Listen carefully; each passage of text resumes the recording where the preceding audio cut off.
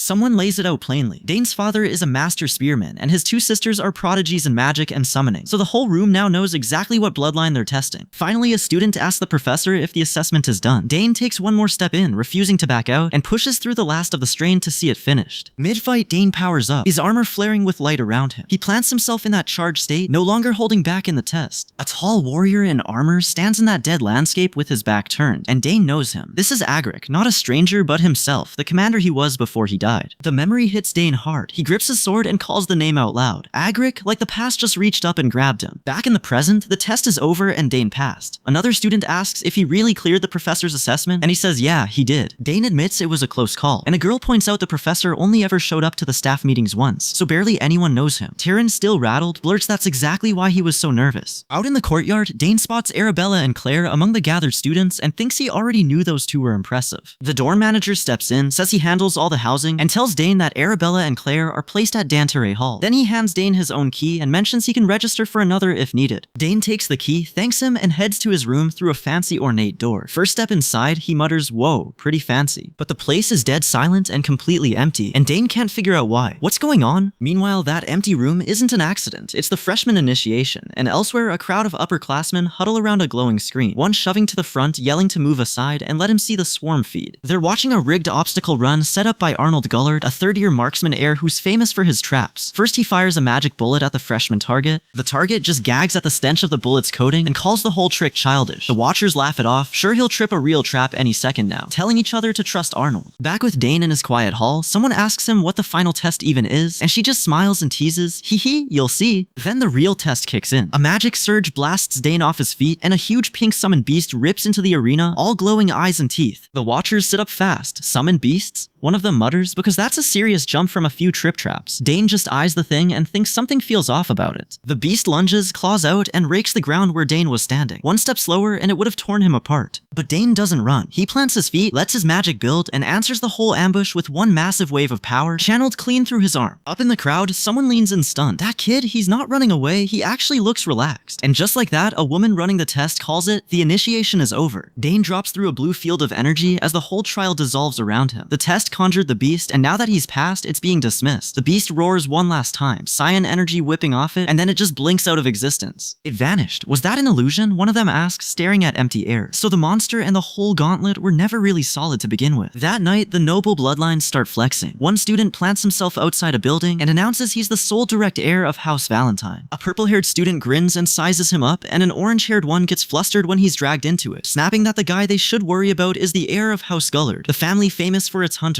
Then magic swells in one of their hands, and the orange-haired student grabs on and blurts out the real question. Why is your magic so concentrated? A sign the pale-haired student's power is unusually dense for someone their age, marking him as no ordinary rival. Back over with the trap run, a pale-haired student and a serious muscular one trade looks. Turns out the trick to the earlier target wasn't the target at all. He holds up the offending thing and explains it was just the coating that stank. The other kid nods, admitting it actually makes sense, and honestly anyone would have walked straight into those traps. A red-haired student watches Dane basically give Arnold a lesson on his own traps and marvels that this freshman is really something. Then someone steps in, wraps up the introductions, and offers to show Dane to his room. Cut to class the next stretch. A student slumps over her papers, groaning that she hates military science, while another flips open a book, weirdly pleased, and reads out the title, Understanding Cosmetics and Skin. The lecture material is all clean theory that falls apart the second you hit a real burning battlefield. Because if theory always matched combat, no country would ever lose a war. Then someone hisses that the professor's here. An older instructor storms in like the room owes him something, and the students snap upright. He plants himself at the podium. Address him as Professor Gavilis. The class answers in unison. He calls for attendance, and Gavilis squares up to open with a question about what's most important in war. Professor Gavilis fires the question at the room, and a student throws up a confident fist with an answer. Gavilis nods, actually pleased, and calls it an excellent response. He rolls straight into the real lesson. Most supply problems come down to logistics, not fighting. He drills the next student, who fires back that standardized goods let you mass produce everything. The answer keeps going that frontline soldiers have to feed themselves on standardized rations at the bare minimum. It lands so clean the whole class goes quiet, then reacts, and someone nearly tears up at how sharp it is. Gavilis stares at the kid who said it, stunned. "You're a freshman?" Dane just shrugs it off, saying his father used to talk to him about all this. A whisper runs through the room that this is that famous student from the self-directed class. Gavilis tells everyone to listen up, because the foundation of military science is exactly what Dane just laid out. Meanwhile, the old professor mutters Dane's name to himself, eyes twitching, saying it's been a while since they've had a proper student. Dane, meanwhile, has already checked out mentally, poring over a map and wondering where he even is right now. He spots his location on the map and steps out onto a balcony over the Grand Palace grounds. Walking through the ornate halls, he chuckles to himself that this place is even better than how Arabella described it. Then something crashes into motion nearby. A purple-haired student catches a falling blonde kid, helps him up, and asks if he's hurt. Turns out the blonde is an exploration student who got himself lost from what he brags is the most famous house of exploration there is. But the purple-haired guy's face goes serious. The blonde swore he wasn't injured, so why is he covered in marks like that? Those aren't exploration wounds at all, he realizes. His mind starts racing toward what could really be behind them. And this is where the two of them stumble into something bigger. The blonde hanging upside down floats the idea that maybe nobody's ever tried to dig into this place, and ahead of them, a lost ancient kingdom's ruins open up. An old rune flares purple-blue on the stone, and the blonde is hooked, buzzing that he really wants to uncover the secret of this lost kingdom. Then reality hits, they're about to be late for class, and he yelps that they need to get out now. Rain starts pouring, and Ernest, the exploration student stuck in here with Dane, panics that the mist thickens even faster in the rain. Dane clocks the real problem out loud. If the mist gets worse, it just gets harder to get out. Ernest flips open his blue compass, but the needle just spins in circles, and he yelps that even his compass is dead. So he turns to Dane and begs him to use his exploration skills to find them a way out. Dane goes quiet and concentrates, and something shifts. A magic aura starts pouring off him. He channels hard, and a wave of magic blasts outward across the whole ruin. Ernest stares, freaking out, calling his name over and over as Dane stands wrapped in cyan energy. This is the moment Dane's magic fully awakens, unlocking his power for the first time in front of his stunned companion. Dane reads the place cold, and Ernest can barely keep up, gasping how does he even know all this? Dane just leads, and the two of them start walking deeper across the patterned floor. Dane calls back that they're almost there, and breaks into a full sprint toward the center of the ruin. They pull up short, and Dane stops dead. Ahead of them, the ruin opens onto a huge ornate fountain, its water glowing cyan, and the two of them step inside the structure. Ernest lights up. There's a legend about this fountain? The two of them stand there before the glowing water, and Ernest starts thinking it through. Dane studies the fountain from above and reasons it out. For it to still be running after all this time, it needs a power source strong enough to feed itself, meaning something valuable still powers this ruin. And that source flares up in raw cyan light as they close in on it. Dane connects the dots. The mist itself must be tied to that same magical source, and the certainty settles in him for real. He knows this feeling. He reaches out and touches the current of magic, then stops himself, hand raised. And Ernest, watching him move like this place was written for him, finally asks the real question. Does Dane know ancient languages? Quick catch up, Dane died a battlefield knight and got reborn as the genius youngest Sagra's son, and he's been quietly stacking every skill his first life never got to finish.